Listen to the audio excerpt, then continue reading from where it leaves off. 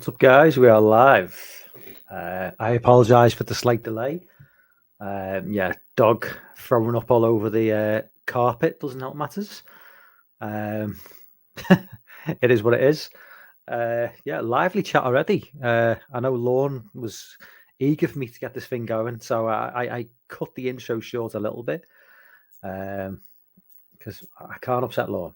I mean, I've not talked to Lorne for a while, and he's been quiet since Ends came out. I can't think why. Lorne has not been very active on social media since Halloween Ends came out. I really, really, really want to see his opinions on the film. Whether they'll ever give them, I don't know. I don't think he'll be too positive about the film. Somehow. Yeah, hit the thumbs up as well, guys, because past few streams been getting good views, but like people forget to hit the thumbs up, and it does seem to make a difference. Part maybe slightly makes a difference, but I think it does something in the algorithms, maybe, but it is nice. Sean despises Halloween Ends. Yeah, we know that, Sean. Yeah, it's Big T playing rock and roll. Yeah, well, you know what? It's getting cold in the UK, and it's like 12. It's midnight here, so I'm not going to be putting like any central heating on, you know. So yeah, it's putting the robe on now, covering up the Friday the 13th t-shirt now. It's probably going to be like this for the next like 4 months. That's the way it is in the UK. It's not going to get any warmer now until probably March, maybe April. It's just going to be pretty chilly. So it is what it is. Sean knows the score. Ireland avoids really cold weather, though, doesn't it? I know Ireland doesn't get much sun, but you don't really get the cold the way we do in Britain. Like in terms of like, you don't get the iciness that we get in the UK that you get in Ireland. Lorne says never going to happen. I'm assuming that's his thoughts on Halloween Ends, or whether he'll ever even watch it. I hope he does watch it. I think he'd really enjoy the film. I mean, it's a stellar entry into the Halloween franchise. I'm joking. It is what it is. Maybe in 25 years' time, I'll find something to love about the film, but maybe not. I don't know. I advertised this as kind of like a news roundup stream. It's not really that. I kind of like didn't really know what to put. It's kind of just wanted to get into a few movies that I really watch in the build-up to Halloween, which I never really got a chance to mention last night. Wanted to touch on the something that's been doing the rounds on Twitter. What's up, Griff? The whole Jamie Lee Curtis situation with Danielle Harris and Scout Taylor Compton. I wanted to talk about. I wanted to touch on that a little bit as well. Wanted to update my. Well, I've never really done a Halloween ranking video. I've done like a kind of ranking video with Halloween mixed with Friday the 13th and Nightmare on Elm Street, but never really just a Halloween specific one. So I thought I'll do that tonight, including Ends and where that sits with the whole franchise. I wanted to talk with the Conjuring universe as well, because obviously they've just announced that The Nun 2 is going to drop in 2023. Yeah, The Nun 2, the movie that nobody wanted a sequel to, is getting a sequel. I just talk about that and how it kind of like ties in with, you know, where horror movies and just movies in general are going forward into the mid 2020s. And is there really a place for the Conjuring universe now? Is it maybe time for it to just die a death? But yeah, beginning in terms of like just starting off, and just in terms of like, you know, you guys leave your choices down below. But in terms of movies that I just think are essential watches in the final week of October, not obviously in the whole of October, you know, I'll watch numerous horror movies in October, but there's certain films I think in the last week in the build up are kind of just essential, which I will specifically hold back until that last week. I'm sure you've all got your films as well, which you'll probably watch specifically on Halloween night, or maybe the night before, or just in the week leading up to that.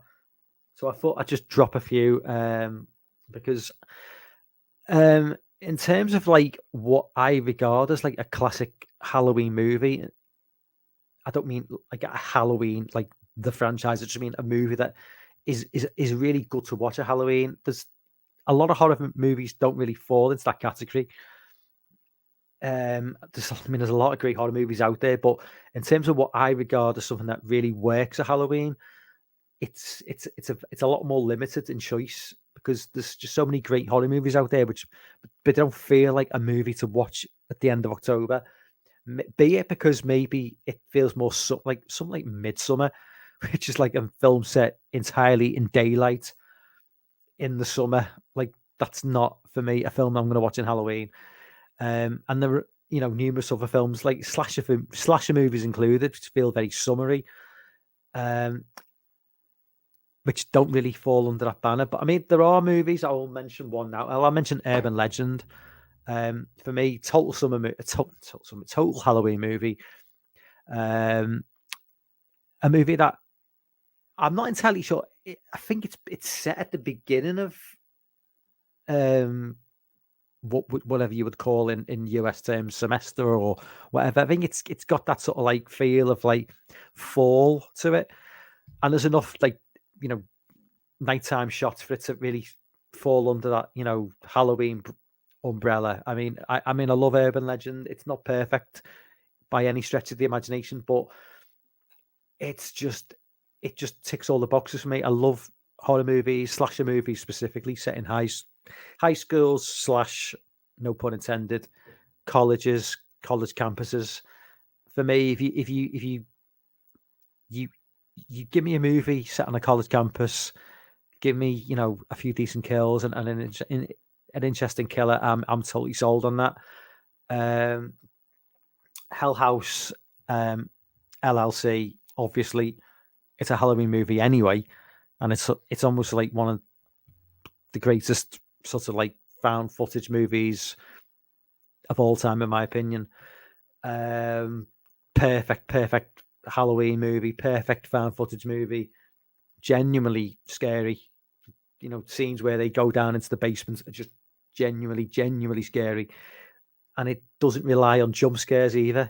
There's just that build up, the dread. When they go down into the basement and there's just a clown sitting there and you're just waiting for something to happen. You don't have to make something happen. Just the fact there's a clown sitting there is enough to send shivers down the spine. Monkey, what's up, man? Did you enjoy Urban Legend better than I Know What We Did Last Summer? That's a tough one. I think neither of them are perfect films. I mean, they've both got the flaws, and I love them both. I would probably just edge it towards I Know What You Did Last Summer, but I mean, it's like for me, they're both quality, like late 90s slasher films. I love them both. I would say that the I Know What You Did Last Summer franchise went off a cliff to the same level that the Urban Legend franchise went off a cliff, because the sequels to both movies were all horrible, in my opinion. Going forward, in terms of like, Hellfest, obviously, I know Lorne's a big fan. Hellfest, perfect Halloween movie. For me, this film is, I suppose, the closest 80s movie you could compare it to would be The Funhouse. I think this is a far better film than The Funhouse. I think The Funhouse is boring. Don't like the film at all. Hellfest does it all right. Its pacing's perfect, likable characters. The idea of all the, multiple characters with the same mask on, so you're never quite sure what you're getting, who's the killer. And a really, really good ending as well, where it just, I don't want to spoil it, but the ending for me really works as well, because it's just, I'm not going to spoil it. So, check it out for yourself if you're not seeing it. If you'd seen the ending, you know what I'm talking about. Donnie Darko, absolutely one of my top 5 films of all time. set during Halloween. It's not a horror movie, but it does have elements which, maybe take it into that genre slightly. But amazing film. The soundtrack is just one of the best soundtracks of all time, in my opinion.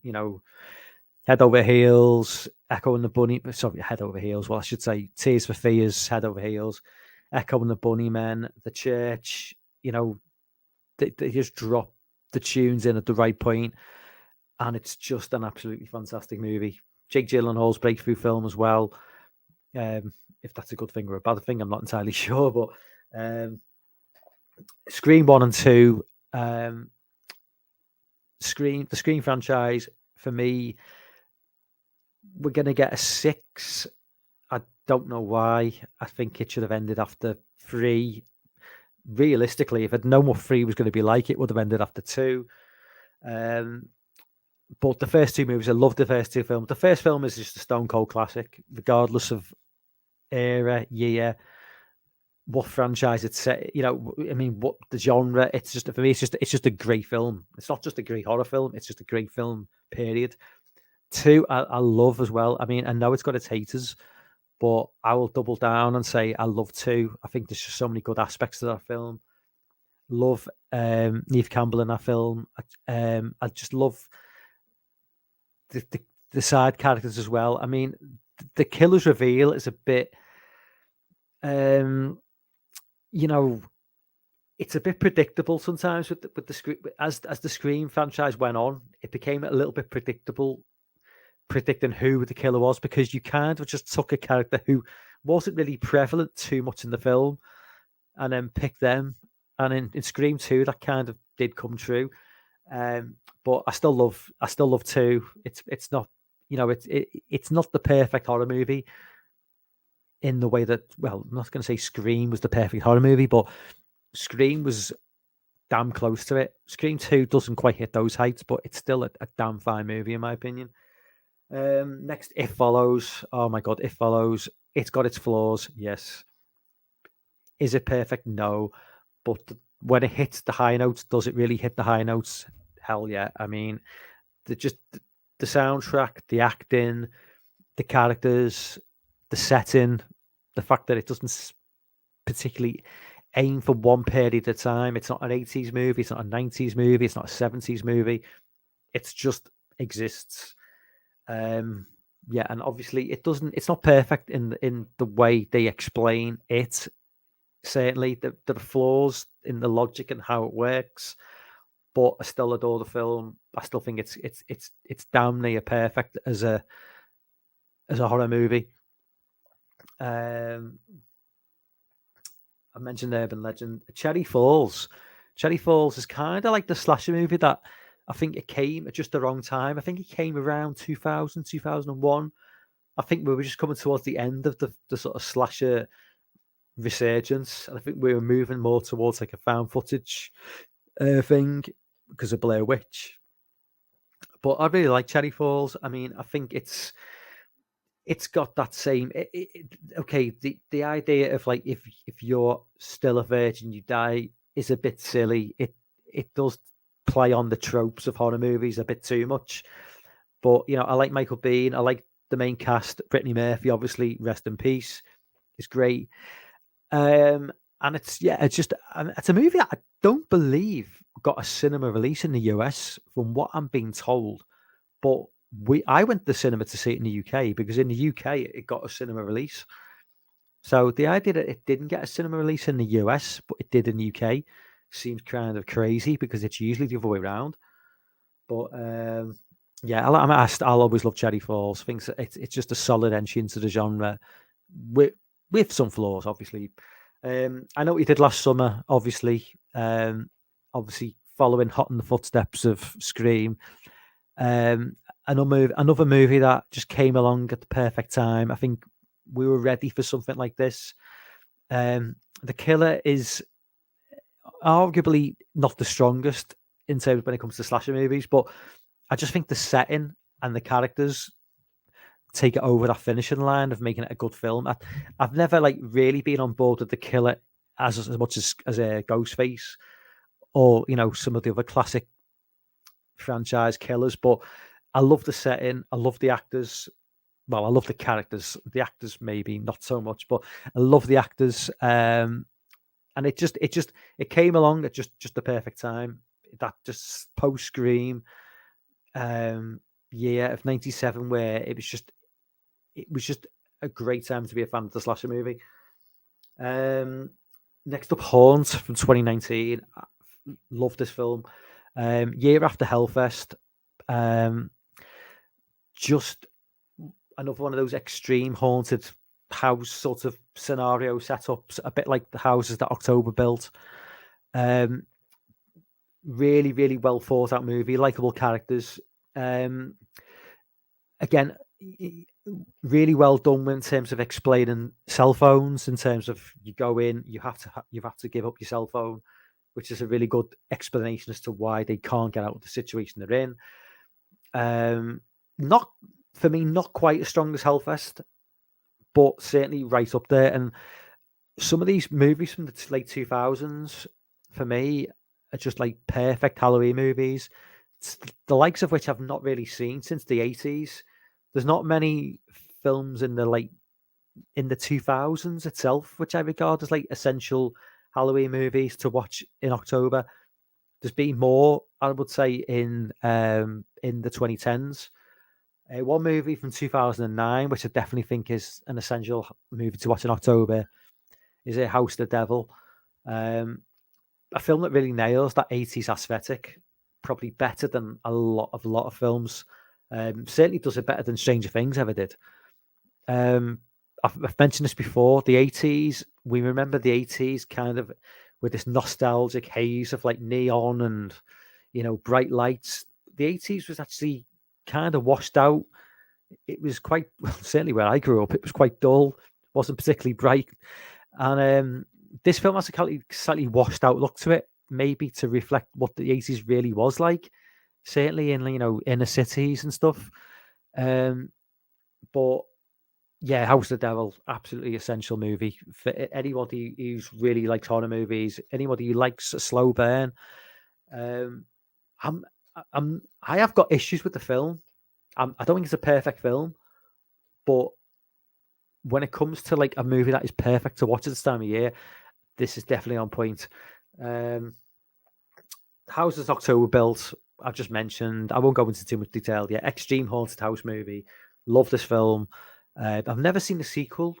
I'm not sure whether if it's more of the same. I don't really know the need to see a sequel because I think that the original just did everything that needed to be done. My Bloody Valentine, obviously, adore this film. It's set in February, obviously, so it's not a Halloween movie per se, but it doesn't need to be. But it's February, it's cold, it's dark, it's Canadian, it's very Canadian, apparently. I never realised this. Apparently, people say it's extremely Canadian. I probably, watching back now, probably would get onto the accents more because as time's gone on the internet, I've kind of really become accustomed to that Canadian accent more as opposed to an American accent. So you see, reet, e. Is that like a decent impression? Because Americans kind of say, well, I'm not going to define an American accent in one word, but when I hear Canadians say a word like right, they go reet, and they do say a at the end of it. A lot of things. A boot. Did they say like a boot? Like a bit like Scottish as well. Because I know Cole, and I know I was watching a live stream, and I think Orc was like basically was making fun of Cole's accents in a nice way, and they kind of say a boot, which just sounds really Scottish to me. But anyway, that's My Bloody Valentine. I've gone off on a tangent now. The Fog, The Fog is just one of the most. I don't think The Fog's like the perfect movie in any way, but it's kind of like greater than the sum of its parts. The setting for me is just like about as perfect a setting as you can get for a horror movie.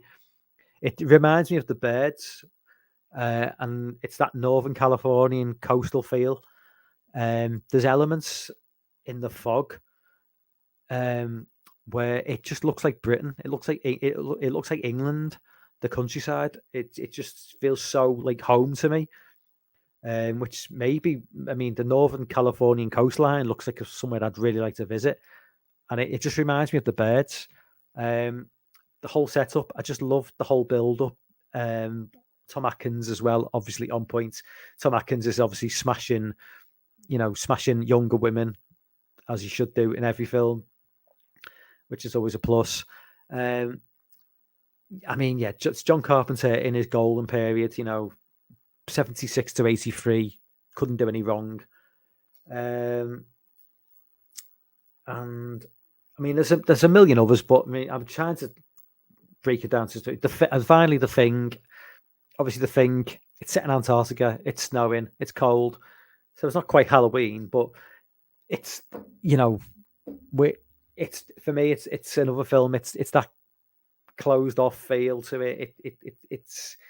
It just feels like the right time of year to watch a movie like The Thing. The Thing is the movie you watch in the middle of summer. It's a Christmas. I suppose it's more of a Christmas movie for me with the snow, but it works well as a Halloween movie as well.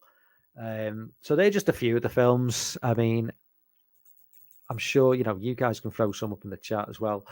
I'll just go back to the chat. I'm trying to think where I was up to. Dan says, I'm getting up early to drive down to Scarefest. Yeah, I'm so jealous of you guys. Who's actually going, Dan? Obviously, you're going. I think Jay's going. Nick's going, is he? Lost River. Piz will be going, I'm sure. Lorne, are you going as well? Yeah, just put up plenty of videos, man, because it's going to be... I'd love to see all you guys together doing like a live... If you could like rent out a room somewhere and just do a live stream, like all of you together, that'd be cool. Lorne's tired and irritated. Maybe just watched Halloween Ends. Yeah, he didn't appreciate my introduction music as well. I apologize, Lorne. Remember when the Brits used to give us real music? Stones, Who, Pistols, Clash. It didn't even mention the Beatles, which is a bit insulting. Let's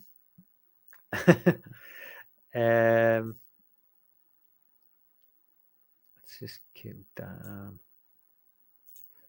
Yeah, Sean says, Lorne, haven't heard your Ends thoughts. I don't think we'll ever hear them. I really don't. Won't see Ends. Haven't seen Ends. Won't see Ends. Can't make me. Okay. Yeah, he's doubling down on that. He is not going to see that movie. Dan says, Hollywood is baffling to me. I heard they are doing reboots of Wicker Man again. Fear and Death becomes that. Why? Who's asking for that? We've got the greatest reboot ever with the Nicolas Cage version of Wicker Man. You're never going to get more comedy gold than that movie. Lorne says it's been nearly a quarter of a century since I liked the Halloween film. I think I'm good, not watching one ever. So I'm guessing he's referring to Halloween 4.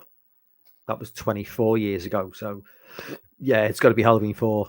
I don't think he's referring to Halloween 5, or maybe he is. Lorne does like to throw us a curveball every now and again. So it could be. Hang on a minute. Oh, shit. Hang on. I'm getting my dates mixed up. Oh, shit, man. That's 34 years, 35 years. I'm old as fuck, man. So he's talking about Curse then, isn't he? Or is he talking about H2O? God, that shows how old I'm getting. When he said 25 years, nearly 25 years, I was thinking of Halloween 4. And I've just realised that's 35 years nearly. Oh, man. That depresses me. That really... Does anybody else do that? Does anybody else forget how old they are? So when someone references the 80s from like now, and they'll say 20... or Lorne's obviously referencing the late 90s and saying 25 years. My instant reaction was to think of the late 80s, and I've just had to remind myself that was 35 years ago, the late 80s. And I was a kid then. Oh, man. That's so depressing. I can't be the only person who's done that, surely. So we're guessing whether Lorne's I think Lorne is definitely referencing H2O then. Yeah, I think I remember Lorne saying he was an H2O fan. Sean says, on Halloween night, I always watch 4 films: The Exorcist, Bride of Frankenstein, The Thing, and Halloween. You can't go wrong with those 4 choices, to be fair. Halloween's got to be the final one. That's got to be the movie you're watching. You're putting on about like 10 o'clock at night. Correct me if I'm assuming he says wrong. Didn't one of the actors in Urban Legend kill somebody? Was it Alec Baldwin in Urban Legend? I don't know that. Wicker Man and Fear are going to be TV series. Wicker Man TV show. What was that movie? What was the Dan Stevens movie that came out on Netflix a few years ago? Which I never saw the film, but it looked very Wicker Man-esque. Where he goes to like an island off the coast of Scotland. Very much like Wicker Man so far. And he's kind of like, I don't know if he's like a religious man, or it feels very Wicker Man-like, but I can't remember what it was called. But apparently it was really good. But Dan Stevens is in it, from obviously Dan Stevens from The Guest.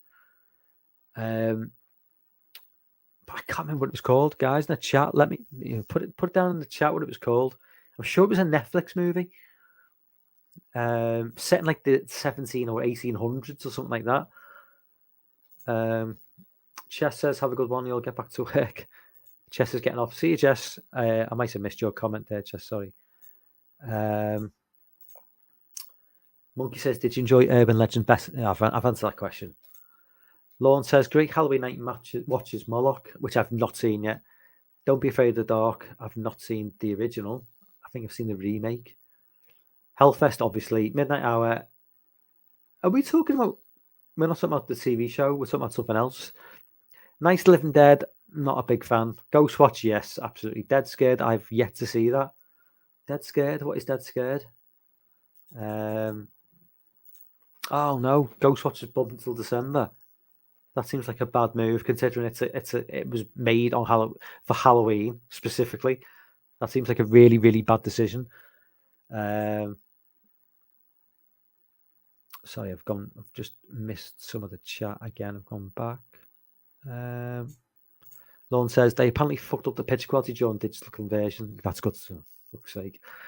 For somebody who can't really afford to buy physical media at the moment, Ghostwatch is one of them I was going to be buying. Well, it's going to be a Christmas present now, I suppose. Dan, you would know it is true. One of the actors killed someone. I've heard that before. Chess says yes, Hellfest. Well, yeah, definitely. Toe from Funhouse. I'm not a big fan of that, Sean. I mentioned that earlier on. I think Hellfest is a far better film. I think Funhouse is just too slow. It's just too slow. It takes too long to get going. It's got pacing issues. A lot of these slasher films from the early 80s have got severe pacing issues, and I love them. A lot of them for the nostalgia feel, but a lot of them have got serious pacing issues, even when they're only 90 minutes long. I mean, Final Exam, Jesus Christ. Final Exam is a prime example of pacing issues. Monkey said, "I know what ghost film is the worst. What is yours? Then I'll say mine." What ghost film? When you say ghost, what do you mean by ghost film per se? I mean, there's a ghost film, Poltergeist movie. There's so many bad ghost movies. I did. I kind of said it's not really a horror movie, but it is set at Halloween, and I do love the film. It's one of my favorite films of all time. But it's not a horror movie, but it's still got elements that you could kind of consider slightly horror-ish. 2016. Okay, yeah, Monkey. Yeah. You know what? I think we've come on. We're agreeing on something there. Yeah, Ghostbusters 2016 is definitely the worst ghost movie.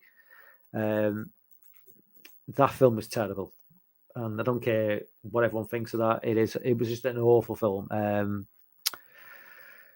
But apparently, you can't have that opinion about that film. 6-year-old Neve Campbell, no thanks, says Sean. The fact that it's getting a 6 movie is just, as I say, it's going to be 27 years from the original film that this movie drops. Like I say, there's very few franchises which have kept the original continuity going for that many years. Child's Play got close to it, but I think even they kind of fell short of 27 years because they brought the remake out. Scream is must be up there with the longest ever continuing storyline.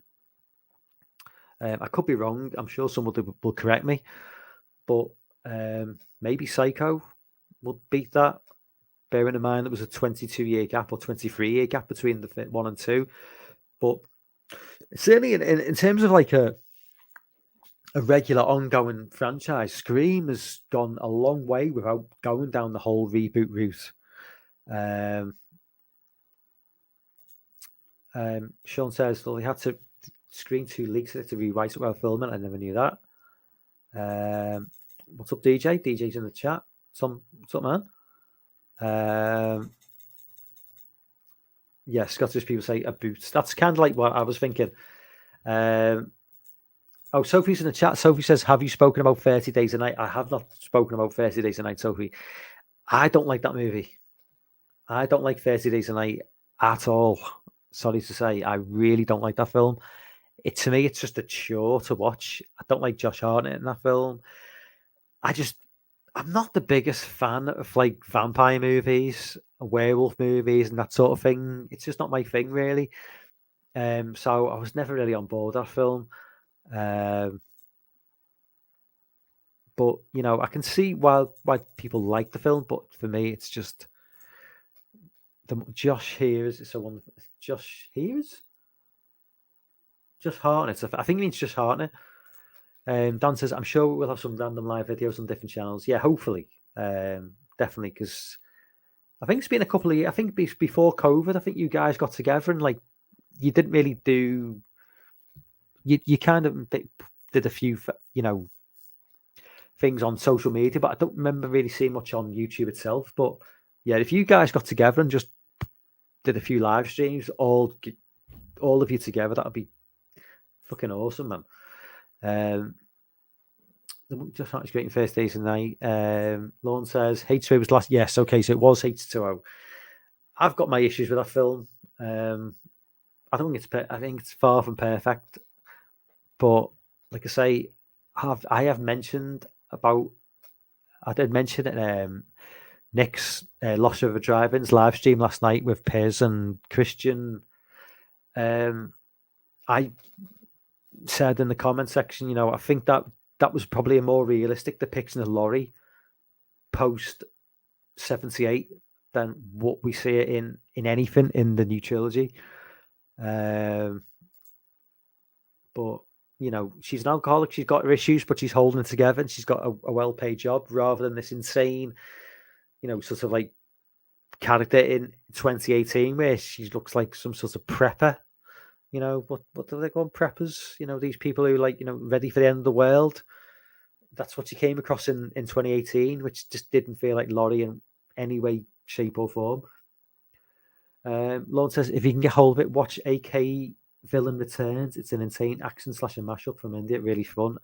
Yeah, it's difficult finding these films from India, though. I mean, I don't really know where, because obviously trying to stream them is probably an issue in itself, just in trying to find, and then you've got to try and find the right version where you've got subtitles, and then do the subtitles even make any sense? I mean, I've heard of films where you get subtitles and the subtitles don't even match up to the actual dialogue in some of these films. So, it can be quite tricky with some of these more obscure films from India and whatnot. Because in indie movies, it's not like they're Korean movies or Japanese movies. I don't really think they've kind of moved over to the UK and the US to Europe the way that Korean films have or Japanese films, where it just seems to be a little bit more difficult to get hold of. Griff says Silent Hill 2 is getting a remake, also a new entry into the series. Yeah, I did see that on Flesh Wounds Discord before, which I've rejoined Discord. I don't know what the hell I'm doing on there, to be honest with you. Lorne is tired and irritated. Ghostwatch still been advertised for 30th October release in UK. Yeah, I do get the feeling it may have been put back though. To release it on Halloween though, it's just like, why not? If you are going to release it and it is going to come out on Halloween, drop it a week before at least, so people who want the film can sit back on Halloween night and watch the film. It's like, we want to see that movie on Halloween night. That is the only time to watch that film. It's literally it's a film that if you do buy, it's a once a year movie, and you watch it on Halloween night. I would put it on at 9 p.m. and watch it the way I did back in '92. First Near Dark, one of the best vampires. I love Near Dark. Lorne, what's your opinion? I've not. I know you're asking Lorne. I need to watch that film. Okay, you got to use the search to yeah. Okay, Netflix is one of those. Yeah. Girl walks home with that nice cup of hot love for some reason. Okay, so now I'm caught up on the chat. Next conversation is okay. Okay, yeah, okay. I want to briefly go into this Danielle Harris situation. For people who aren't aware, Danielle Harris and Scout Taylor Compton. Now, I don't know. Danielle Harris apparently has got some sort of podcast. Now, I'm not completely. Some of these facts could be wrong. I'm basing it on a few Twitter posts, but a lot of people have been hating on Jamie Lee Curtis over the last few days. Apparently, Scout Taylor Compton and Danielle Harris approached it at some sort of. I'm not sure where it was, but apparently Jamie Lee Curtis was apparently less than polite to them. Now, I'm not entirely sure, again, what went down. Now, from what I can gather is they've approached her, and she, in the way of like a big movie star to somebody who is lesser known, has not acknowledged them in the way they feel fitting for who they are. Now, I could be completely wrong. I don't know the ins and outs. But if I'm going to take it for what it is, and that Jamie Lee Curtis has not given them sufficient sort of, acknowledgements, I really don't because I'm not the biggest fan of Jamie Lee Curtis outside of the movies. I think on Twitter she comes across as a bit self-righteous and a little bit annoying at times. I don't agree with a lot of her takes. But from what I can gather on social media, a lot of people jumping on to Jamie Lee Curtis and saying she's been disrespectful to Scout Taylor Compton and Danielle Harris. I don't really understand if it's played out the way I'm led to believe it's played out. I don't really see the issue of what she's done wrong in terms of like Jamie Lee Curtis is a movie star. She's a multimillionaire. She's a legit movie star. She's done massive movies over the course of her career, and she's somebody who's never made any bones about the fact that she's not a horror fan. Jamie Lee Curtis is a film star who takes the paycheck and makes a movie. Now, that's not to say that she doesn't like the Halloween franchise or she doesn't like appearing as Laurie Strode, but at the end of the day, she is a film star who looks at the script and then looks at the paycheck and makes a decision. Primarily, I would say more based on the paycheck than the script when it comes to something like this. Because when you're a multimillionaire, do you really need to sort of like think, well, I really feel the character, I really want to portray it in the best possible way. I'm not trying to disrespect Jamie Lee in that respect. But I do believe that over the course of the last 40 years, she kind of does treat the Halloween franchise as just another paycheck. I, I think she respects John Carpenter, and I think she respects the character to a point. But realistically, would she have come back as Laurie in 2018 if there wasn't a massive amount of money on the table? Probably not. So at the end of the day, she does what she does, for the paycheck. I mean, that's just what a lot of movie stars do. It's like, especially women of a certain age, like Jamie Lee Curtis. For someone who's like in her 60s now, she's not going to be getting movie roles where they're going to be paying millions of dollars for her talents, and that's just a fact. So when she signs on for the role, she's doing it for a paycheck. And that's not to say she doesn't have any respect for the history of the franchise, but this idea that she should know who Danielle Harris is or Scout Taylor Compton is because they've played roles in subsequent Halloween movies, I think is just a little bit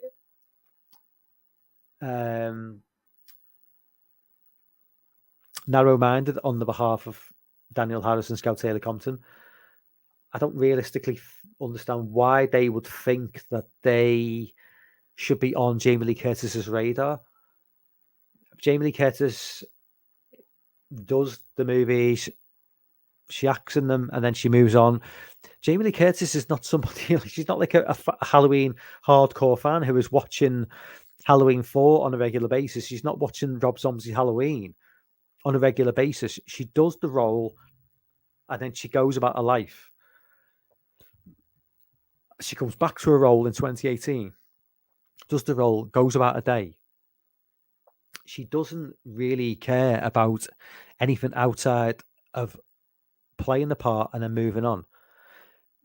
So for Danielle Harris and Scout Taylor Compton to say she was, rude and disrespectful to them, if that was the case, fair enough.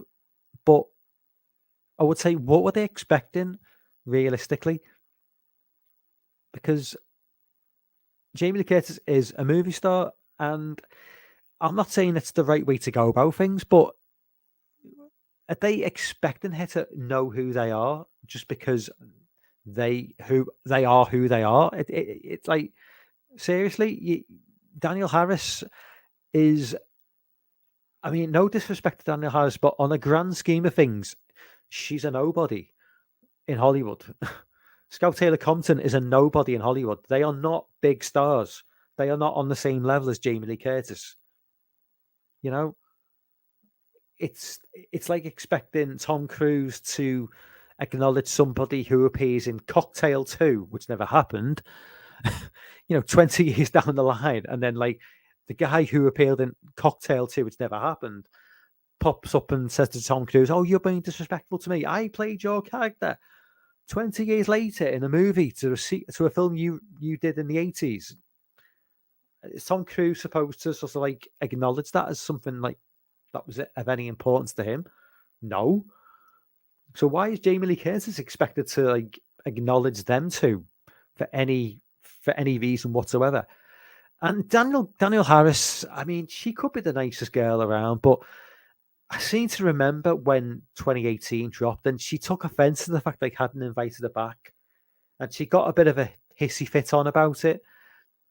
And I'm thinking, why would they invite you back? What, you played Laurie Strode, not just like you played Jamie Lee Curtis's niece, whatever, in a film from the 80s, and then Rob Zombie brought you back. But why do you need to come back again? Have you earned that right? No. You're just no offense to Danielle Harris, but she's not an A-list actor. She's not a B-list actor. She's a C-list actor who has regarded herself to a level that she's never going to reach. So, I mean, yeah, like I'm not a fan of Jamie Lee Curtis, like particularly, certainly not on Twitter, but I don't think she deserves the backlash she's getting from this interaction he had with Daniel Harris and Scout Taylor Compton. I think it's totally overblown. Personally, I really don't understand it. Yeah, I just think there's a little bit of sour grapes from those two, from somebody who's like a far bigger star. But it is what it is. Okay, like moving on now. Okay, let's get into the Conjuring universe, because we're getting the Nun 2 in 2023. The Nun 2. So the Conjuring universe trundles on. I've no idea why they've decided to go forward with the Nun 2. It seems like a very, very bizarre choice of film to, we've had a bit of a gap with the Conjuring universe in terms of like, it slowed down in the last couple of years, maybe partly down to COVID. We got the Conjuring 3, which was just a train wreck, absolutely horrendous movie. And realistically, I thought maybe if they're going to go for something new, maybe they would have maybe struck with a new Annabelle film, because that does seem to be like a franchise within the Conjuring franchise that always does reasonably well and seems to gain a lot of attention. But apparently the Nun 2 is dropping in 2023, and the Nun, really, I don't really understand why they are.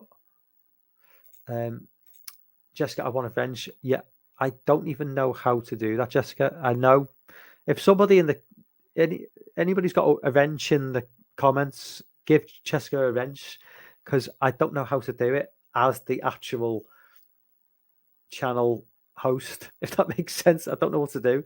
Yeah, but someone give Jessica a wrench. So moving forward, so we're getting the Nun 2 dropping in 2023. Now, I don't know a single person who had anything positive to say about the first film. I don't know anyone who's had anything positive to say about the Conjuring franchise for the last 4 years. It's been on a steady decline since, I know, maybe 2018, for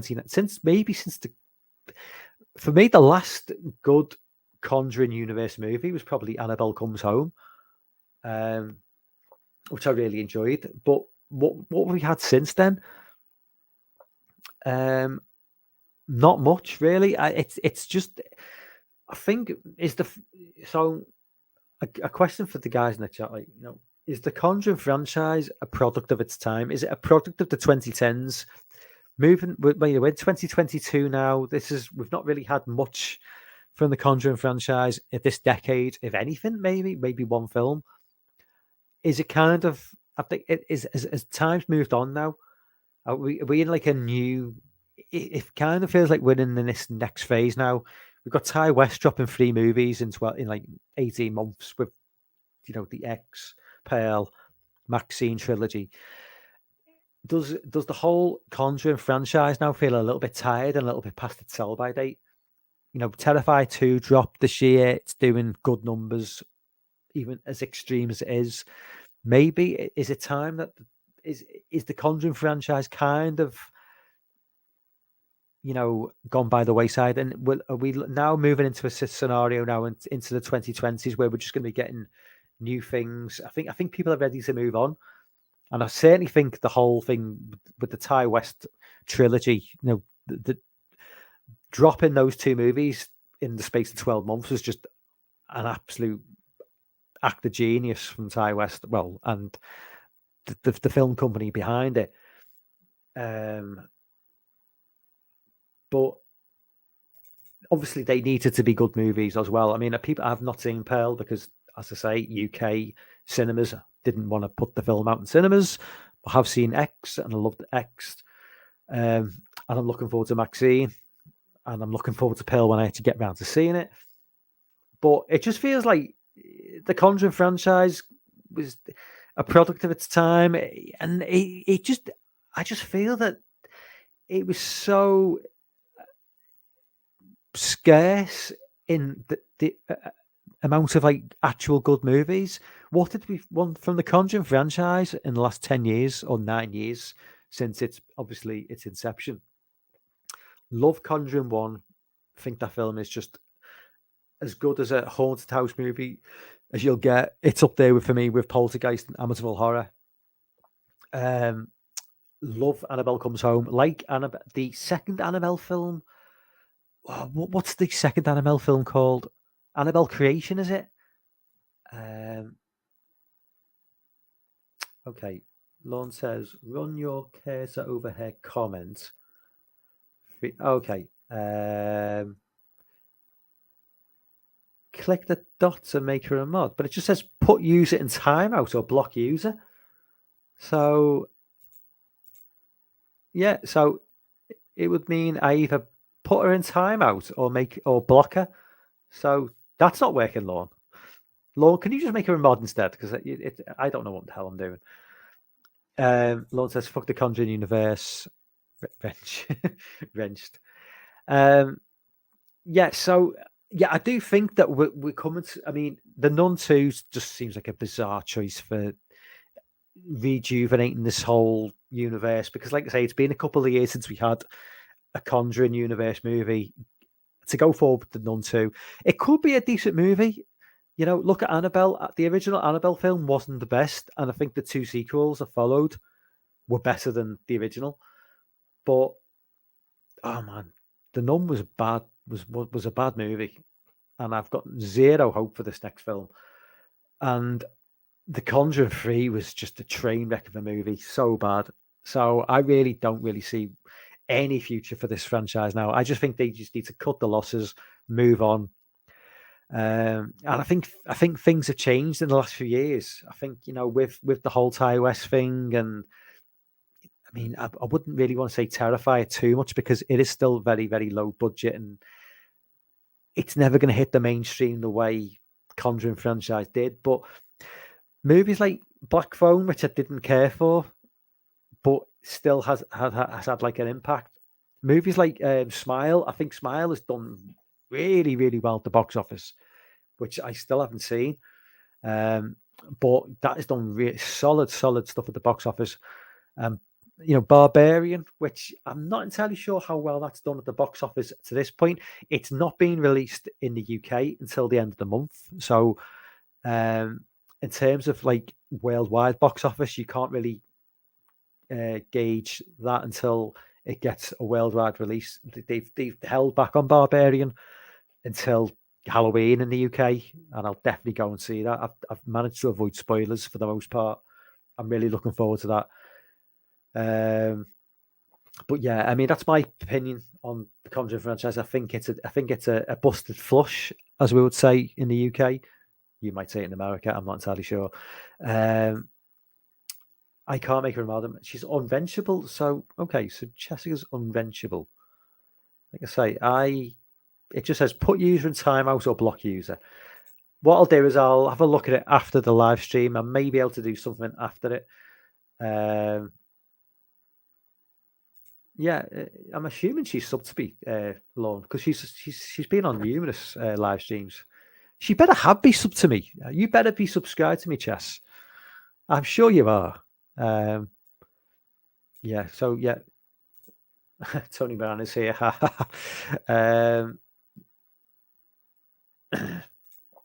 Griff says, I hate all the Amityville films.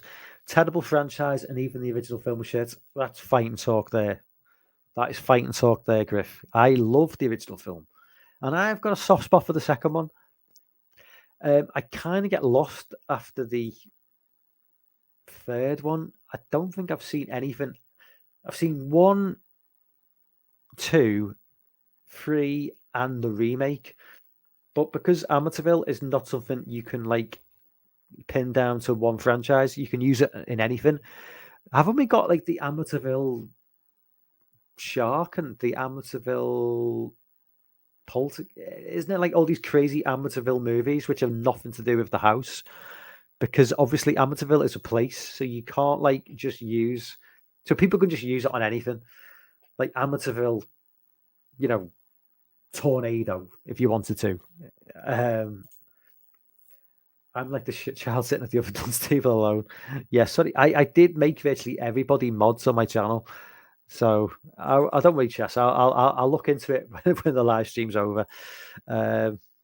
Big Crack Ross says with punch format is giving you dirty looks. Sure, Parasol. It just says report remove. Yeah, it does. Yeah, it does. It's weird. I don't really understand because I have made people mods on other people's channels, and it's been really easy to do. I'll look into it anyway. Anyway, next up. Okay, yeah, okay. Here's my Halloween. So, right, let me just. I'm gonna have to share my screen at some point. So, okay, hang on a minute. So I recently redid. Well, I didn't redo it. I basically share screen, Chrome tab. Hang on a minute. Let me just. I don't know what I'm doing here now. New tab. Bear with me, guys.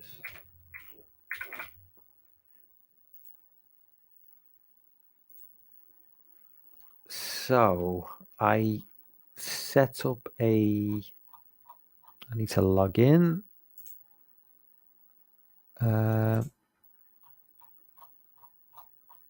Okay, hang on. Where am I? My account. Okay, there we go. So yeah, I've done previous tier maker rankings before, but I've never done it specifically for the Halloween franchise. And I thought with the new release of Halloween Ends, it was time to reevaluate where each film falls. In the franchise, I've only ever done it like Halloween mixed with the Elm Street movies and the Friday movies as well, but never done a specific Halloween one. And this is just basically, everybody knows how the tier maker of things work. S is obviously top notch, best of the best. D is complete and utter garbage. So yeah, this is just me breaking down, each film and just where I think it falls amongst the franchise. So I'm going to go from. I'll go randomly. I'll do it randomly. Okay, so let's just go with Halloween 2. Halloween 2 for me is arguably of the original sort of like franchise in terms of like the original universe, like 1, 2, 3, 4, 5, 6. I'll put this maybe the third best movie of that lot. Or would I? I don't know. This is tough. I definitely put Halloween 2 at A tier. I don't think it can quite match. If we're going to put Halloween original at S tier, which clearly that is, I don't really think Halloween 2 doesn't quite hit the high marks of that film. Now, Halloween 2018.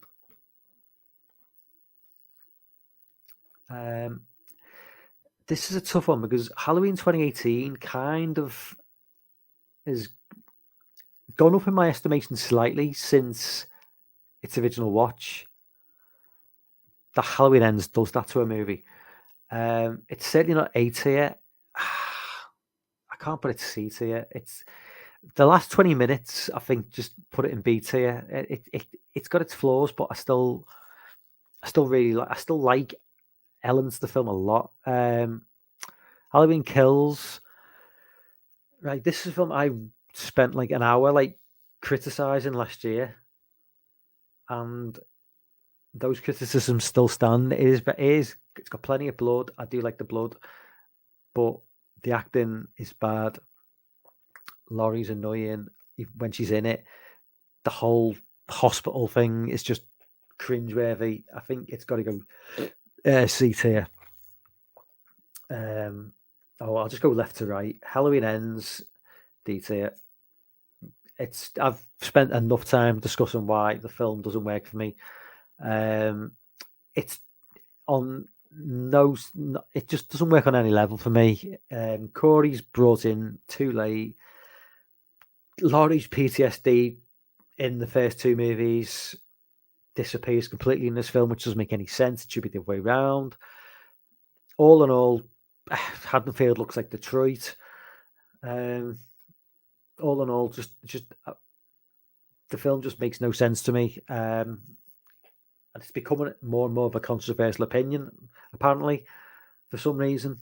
But it's not, for me, a great film.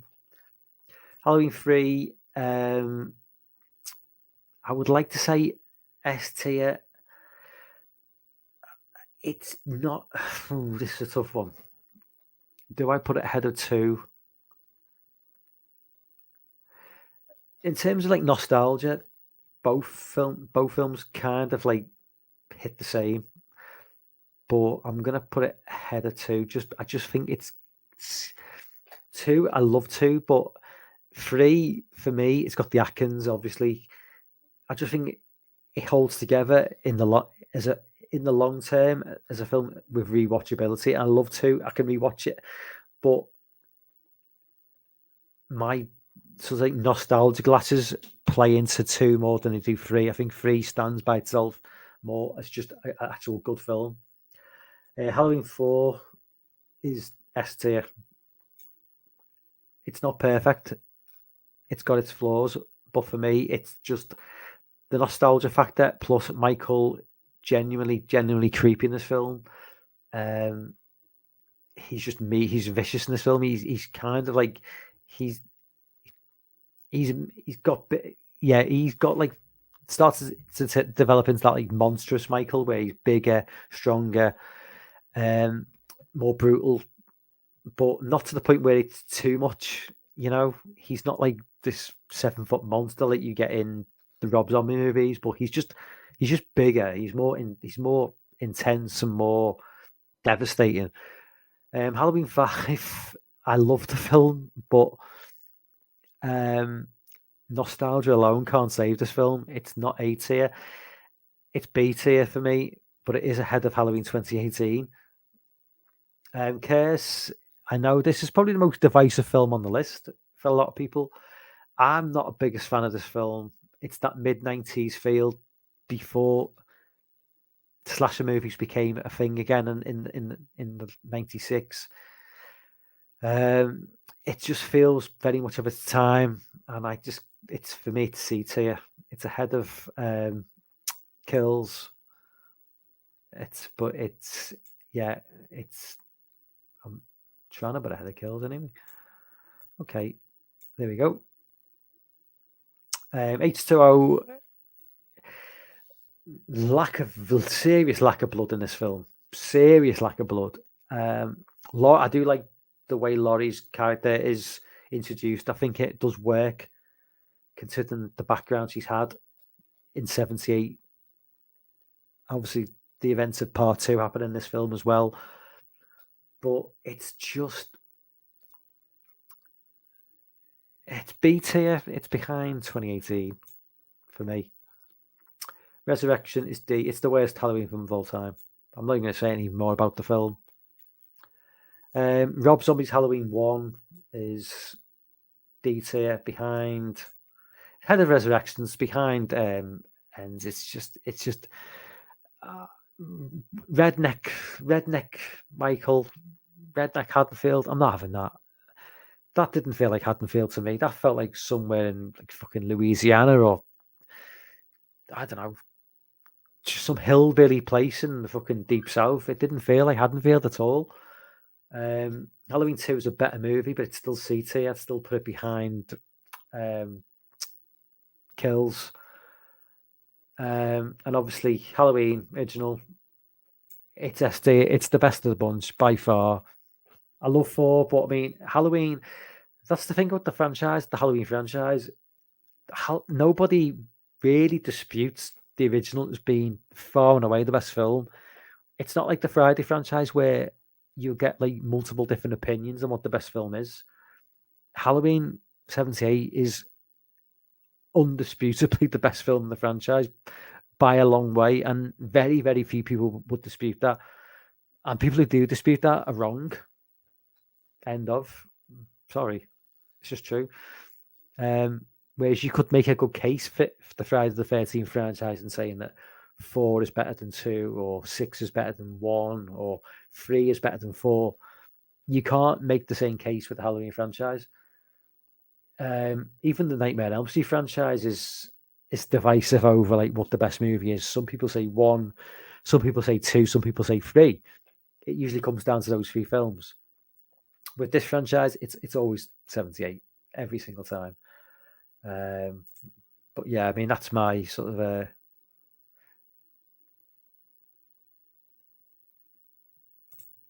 Did people see that, by the way? Could you see me sharing that screen? I'm just not entirely sure. I shot him 6 times. 6 times. That's the second time I've done that impression.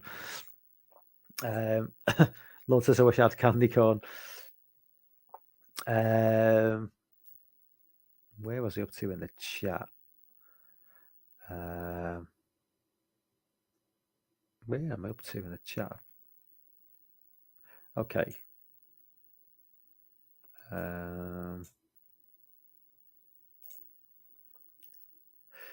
Big T said this is non-horror, but I'm reading an article that actually going to go through making it Twister sequel. Oh god, a Twister sequel. Why not just? I don't know. Why does it have to be a sequel? Bill Paxton's dead. I mean, Helen Hunt is obviously. Well, Helen Hunt will probably grab that with both hands, because I don't know what Helen Hunt is doing at the moment. But Lauren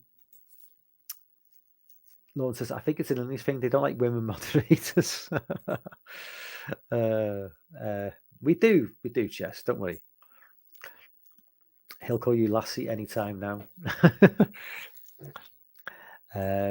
Big T says, Jess, it's because you didn't show your birthday cake, candy corn, lol.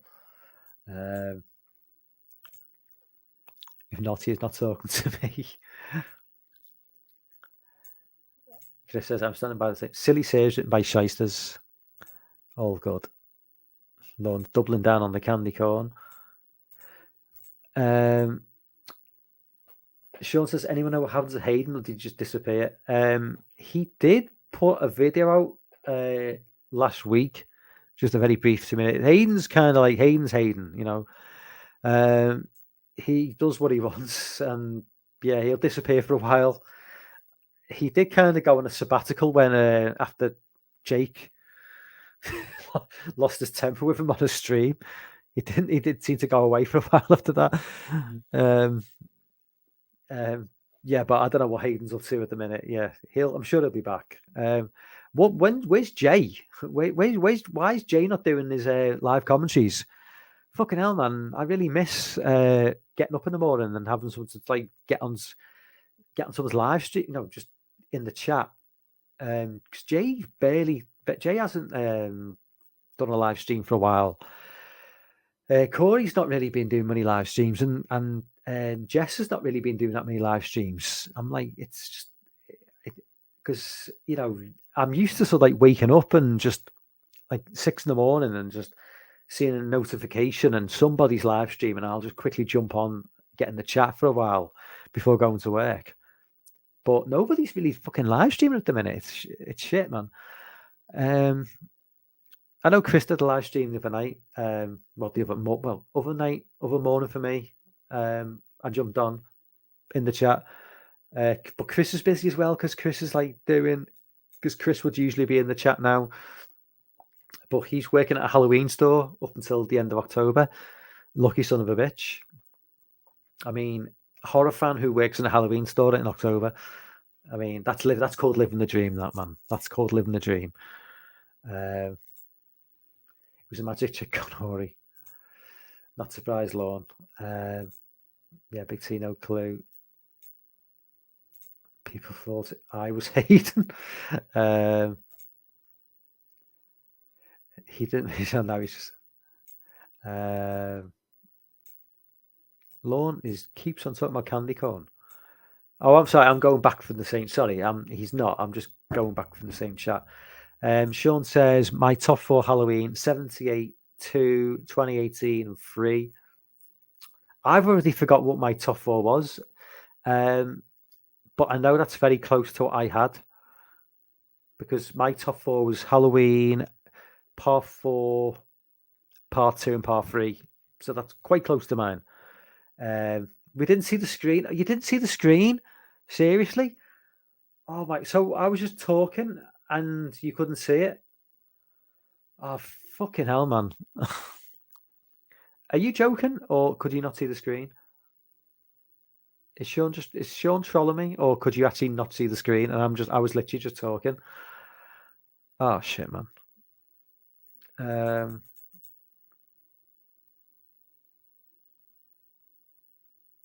It's strange, Mike. I had to watch Jay's last stream. I didn't see it live. I was busy. I should live stream. I've been to so many cons. Yeah, well, Jess, why not live stream? I mean, I know you've been on a few live streams as a guest, but you know, just take the plunge and just start live streaming. Because there'd be a lot of people on board. You know, I mean, if you set the channel, you know, obviously you've already got your channel ready because you've got a YouTube profile.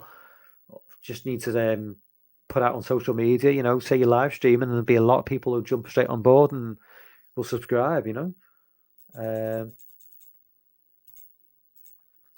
Rock no picking up people that are not here and can't thumbs up. Rock no.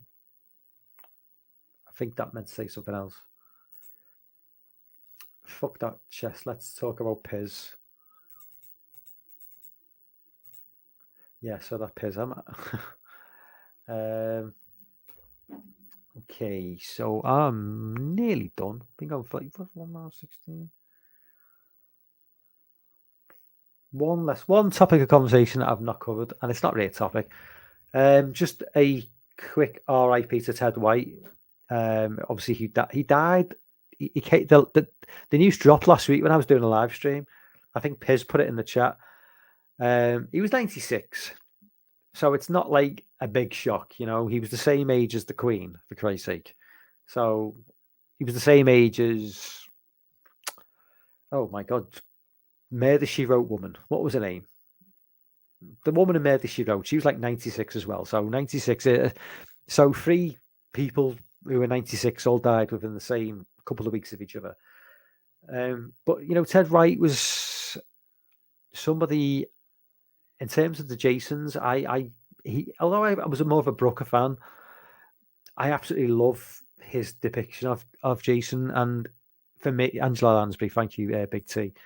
Yeah, I love this depiction of Jason. And his depiction of Jason in arguably the best Friday film. You know, I love 6. I think 6 maybe is the strongest movie in terms of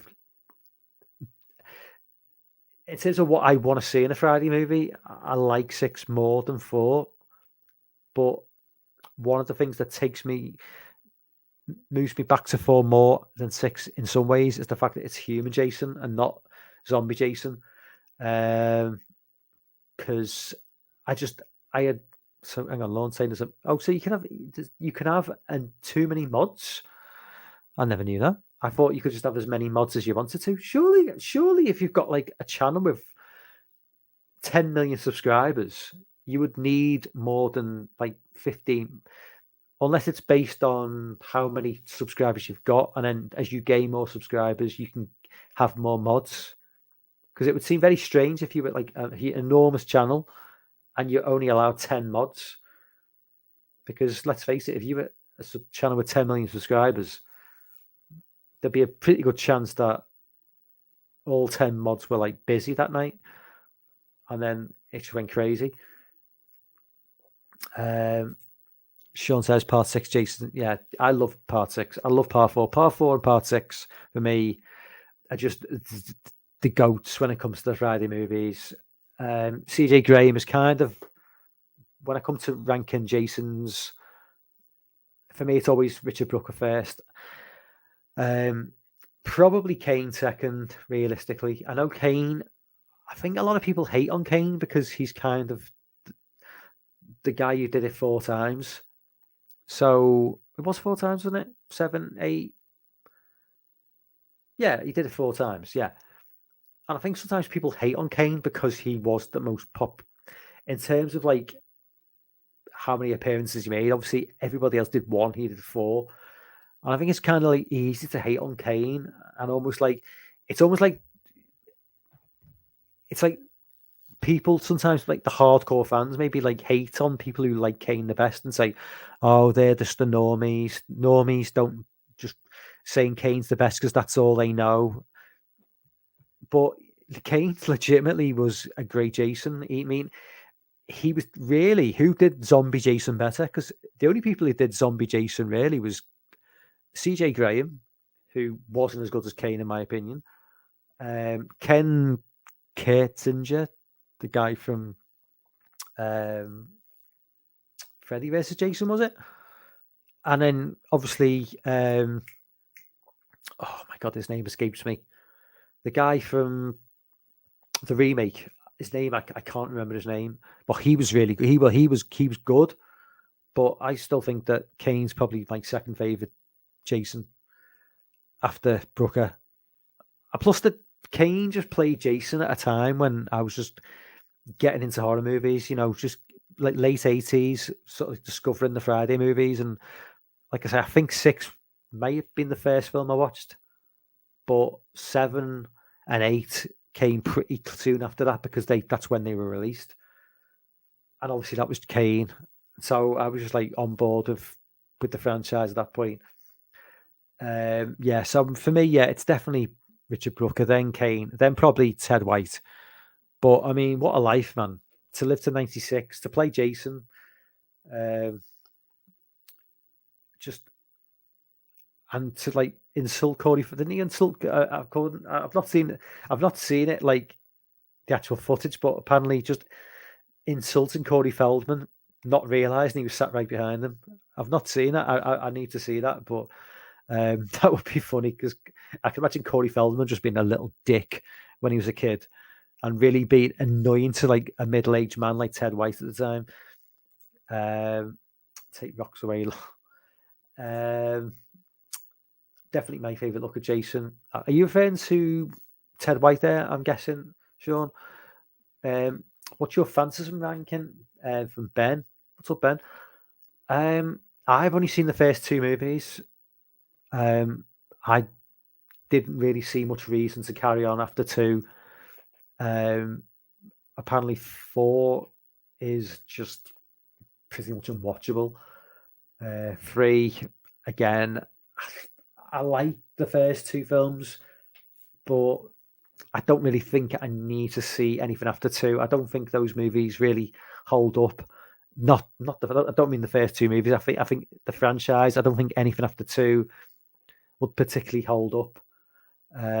I've just no interest in watching anything after 2. Like I say, life's too short to watch bad movies, and from what I've read about anything after 2, they're not particularly good movies. Apparently, the last one from like 2018 was just an absolute train wreck. Yeah, I don't care for the French personally. Just because I think so. Big Cracks, just like the way he played it, but Jason X is probably my favorite with him. Well, I mean, Jason X has got its, I'm sure Lorne would agree with that statement.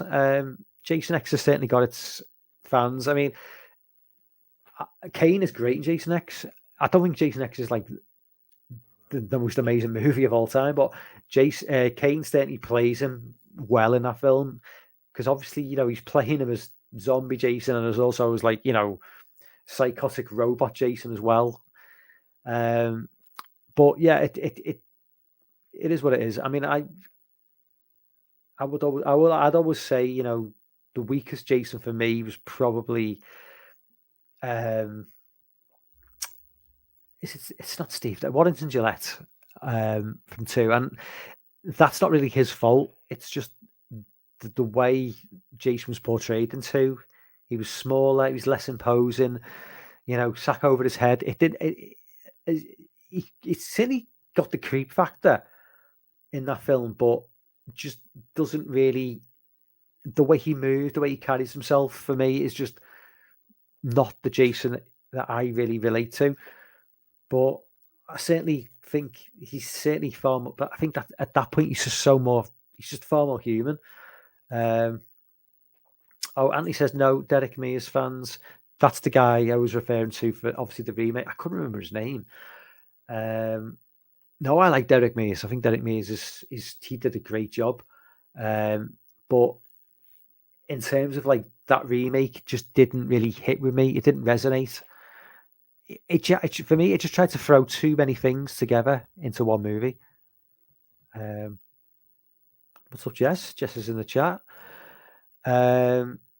Yeah. I mean, I do like the remake to a degree, but like I say, it just the opening 10 minutes. I know Lorne loves the opening 10 minutes, but after that, it kind of just goes down on a bit of a downward spiral for me. Again, it's 2010, which is a fair. It's a 12. We're talking 12 years ago. No, sorry, we're talking 2009, 13 years ago. But it's just modern enough for me to really dislike some of the cast. Where the older I get, the more and more annoying young people become in horror movies and in movies in general. And I think, people of a certain age probably feel the same way as I do. It's like watching a movie like Bodies, Bodies, Bodies from A24, or what else did I watch recently where it just had the most nauseatingly annoying bunch of millennial Gen Z types, where I was just like so not on board with who they were as people. And I was just like, oh man, I can't be dealing with these people. I just really, really just take me back to the 80s, man. Just take me back to a time before smartphones, and it just becomes so nauseating, like these people in movies. What's up, Dave? Dave's in the chat, man. What's up? If you're not subscribed to Savage Zombie Reviews, anybody, go and give him a subscription. He's getting close to 500 subs. Did a live stream from last night as well. Great guy. So if you're not subscribed to Dave, please go and check him out. And he says Sam and Dean both in 2009 horror remakes. It says Chess. Hold on. Yeah. I mean, I think I've covered all bases now. I feel really bad now because people have just jumped on, and I'm just like calling things quits. But I've kind of like covered all I wanted to cover tonight. I'll be going for like 90 minutes as well. I've done 3 live streams in succession this week. So I'm going to take a bit of a break until probably maybe next Sunday, Monday. Was meant to be doing a Hell House LLC live commentary on Friday night. I've had to cancel that until next week, just for work issues, work commitments. I may decide to just scrap the Hell House LLC live commentary altogether and just do the Hellfest one next Tuesday. Because I really, really want to do the Hellfest one. Lorne, if you're not busy next Tuesday, certainly if you're up for that, I know JT is going to be on board for that one. But if you can, spare, a couple of hours for that next week, be much appreciated. I know how much you love that film. But anyway, guys, don't worry, man. Don't worry, Dave. I know you cut out last night, but it's like I've been in that situation before, man. There's been numerous live streams where I've jumped on and I've just been like barely able to hear a word they're saying, or like massive echoing and shit. But I appreciate jumping on, man. So I'll be going live probably next Monday. With probably a random stream, and then maybe next Tuesday night doing a Hellfest live commentary. So that's basically my schedule for the next week. Thank you everyone who jumped on board. Please leave a like on the video, please, because it does help. But thanks everyone who jumped on board. Chess, I will look into your mod status I'll try and sort that out for you. Anyway, thank you guys, and I will see you